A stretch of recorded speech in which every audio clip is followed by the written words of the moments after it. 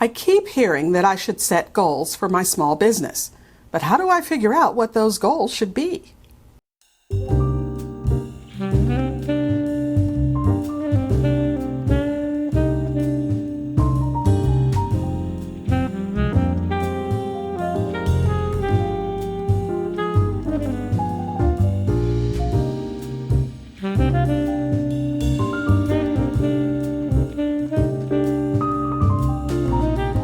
Hi entrepreneurs, I'm Vicky Brown, and you're in the right place if you want to engage your team, boost your business, and grow your leadership muscle. You know, we all keep hearing that we should set goals for our business. And for many years, I thought that just meant setting sales targets. After all, the money is the most important thing, right? But eventually, I realized that business growth is about all the things you need to do to support getting more revenue. Because without that, sales will dry up. Now first, take a look at the departments of your company. Now I know you're probably saying, Vicky, it's just me. I'm a solopreneur. I don't have departments. Well, yes, you do. Sure, they're all headed by you, but every viable business has departments. There's sales and marketing, accounting and finance, product development, customer service, facilities and technology. And if you have other people helping you, either independent contractors or employees, you'll have human resources as well. Now, there may be other areas particular to your business, but these departments are pretty common across most businesses. Now that we've identified the various departments, you're going to set specific goals or targets for each of them. Now, most people start with revenue targets, so they focus on sales and marketing first. But I think that even before you get to figuring out how much money you're going to need, you should take a moment to think about where you want the business to go. For instance, if you're a digital education business, is your goal to stop launching single courses every quarter and transition to a subscription model? Or maybe you want to launch a signature program. If you're a marketing firm, maybe you want to figure out how to transition from one-to-one models to a one-to-many model. So instead of doing the marketing for your clients, maybe you're teaching your clients how to do the marketing themselves. Or maybe you want your accounting business to develop a low price point, bare bones service level for smaller companies, where you provide the tools and they can do most of the work themselves.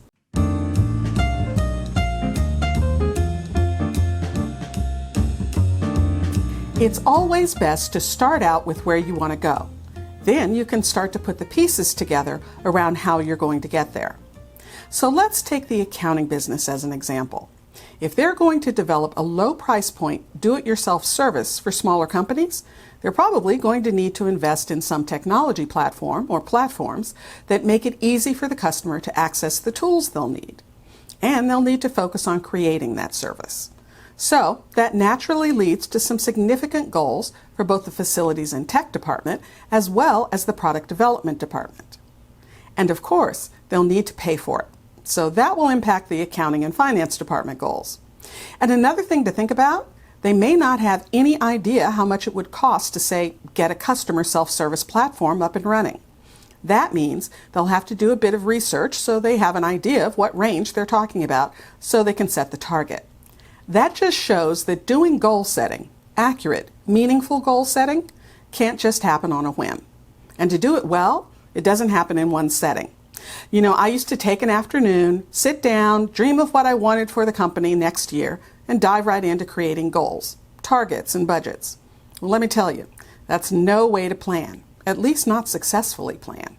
It's going to take a bit of research, then thinking, and revising, and maybe even, shock of all shocks, talking to someone else, like, I don't know, maybe your team.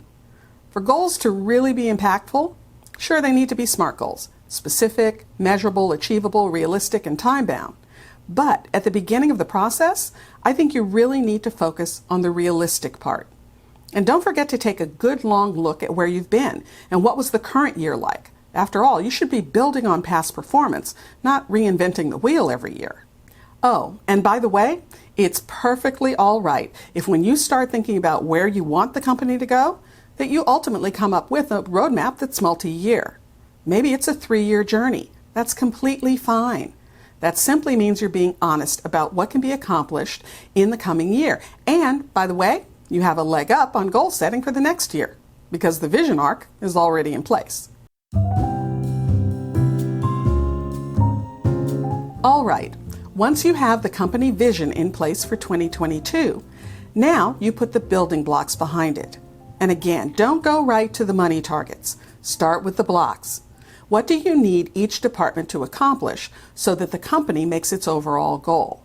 Well, you need to laser focus on product development, or maybe it's going to be all about customer service in the new year. Which reminds me, company goals don't have to be, nor should they be, all about financial and market growth. Your time may best be spent leveling up a process or overcoming a challenge. For instance, we like to use Net Promoter Scores to get a read on how our clients see us. Now, if you haven't heard of the Net Promoter Score, it's a single survey question that asks people to rate the likelihood they'll recommend a company, product, or service to a friend or a colleague. I'm sure you've definitely seen an NPS in action. In fact, I'll bet you've probably been asked to complete one at one time or another. Well, when we look at our NPS, one of the things we focus on is where can we improve? What do we need to do to move the needle and improve our NPS for the next year? So our annual company goals always include taking action to improve on our Net Promoter Score, because really, client satisfaction is everything. Sure, you can drum up more sales and bring in more clients, but if you don't keep them, well, that's the whole ballgame. Now, of course, you don't have to go the Net Promoter Score route. Maybe you send a short survey to your clients, or maybe you measure client satisfaction by the actual number of client referrals you get, or something else. But either way, you should be keeping an eye on how your clients feel about the service they're getting from your business.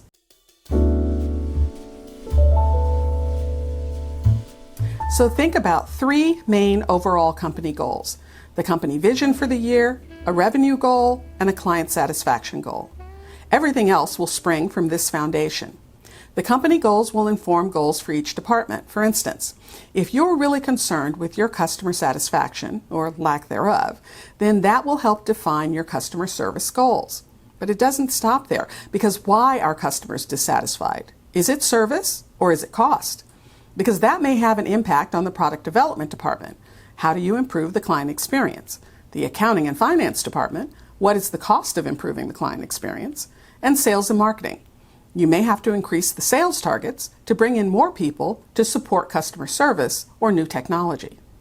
So you see, goal setting should have a waterfall effect. Nothing really stands on its own. So company goals inform what the different departments have to accomplish during the year. And department goals trickle down to the individual. And no, it doesn't matter if the individual is you or one of your employees. Once the goals are set for each department or area of the business, then you break them down into tasks, and that ultimately becomes the foundation of the monthly, weekly, and daily task lists for each person. This process is the best way I've found to not only make sure the individual is achieving during the year, but to make sure those achievements really have an impact on moving the company forward, closer to the company vision.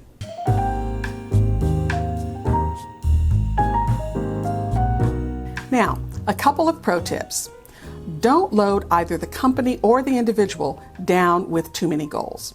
Try to stick with 3 company goals aligned with vision, revenue, and client satisfaction, and no more than 6 goals at the individual level. Maybe 3 related to department goals and 3 related to personal skills or performance improvement.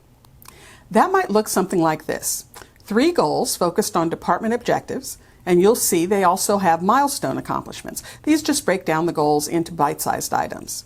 And 3 personal objectives. In this example, they're focused on getting additional knowledge and doing some client development work. And remember, this should be a living process. You should take a look at everything each quarter, both to find out how you're doing against the goals and to determine if anything needs adjusting. After all, goals that were set at the beginning of 2020 most definitely had to be adjusted during the year.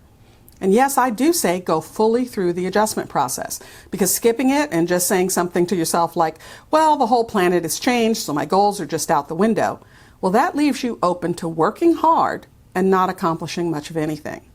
There are plenty of businesses that thrived in 2020, and one reason they did is because they kept their eye on what they wanted to accomplish and put a plan in place. Also, don't skip on the process just because you're doing all the work yourself. you'll find that having a task list that is directly related to company goals will just allow you to move and grow the company faster. And it helps protect you from that "what do I do today" feeling. Because this way, you'll know what are the most important tasks for you to accomplish, and most importantly, why. So your days of just having an endless list of to-do items rattling around in your head, all of them with an urgent exclamation mark in front of them, well, those days will be over. I recently heard a really great statement, and I'm paraphrasing here. When you don't take the time to prioritize what you have to do, your mind will think everything holds the same weight and urgency. It just hears a ringing phone. So my advice?